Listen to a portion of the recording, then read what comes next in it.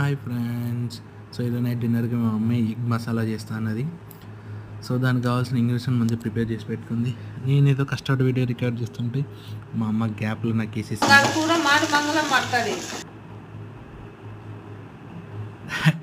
So oil, onions, కరివేపాకు, పసుపు, ready చేసి పెట్టుకున్న మసాలా అన్నీ వేసేసి కావాల్సినంత వాటర్ కూడా యాడ్ చేసేసుకొని సో 5-10 మినిట్స్ బాగా పలపలపలమని ఉడికిన తర్వాత ఈ మసాలా కర్రీని తీసి పక్కన పెట్టుకోవాలి. ఈ లోపు ఎగ్స్ కూడా బాయిల్ అయిపోతుంటాయి పక్క స్టవ్ పైన.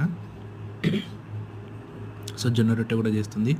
సో నిన్న మిగిలిన క్యాబేజీ కర్రీ, ఎగ్ పులుసు అండ్ జొన్న రొట్టె. సో జొన్న రొట్టెని అలా ముద్ద చింపుకొని ఒక ముద్ద ఎగ్, క్యాబేజీ, ఆ మసాలాని అలా పెట్టుకొని తింటే అదిరిపోయింది ఫ్రెండ్స్. తట్టుకోలేక కర్రీ ఎక్కువ ఉందని నేనైతే చుంపేసుకొని తీసుకొని తినేసిన. Like and subscribe friends. Bye.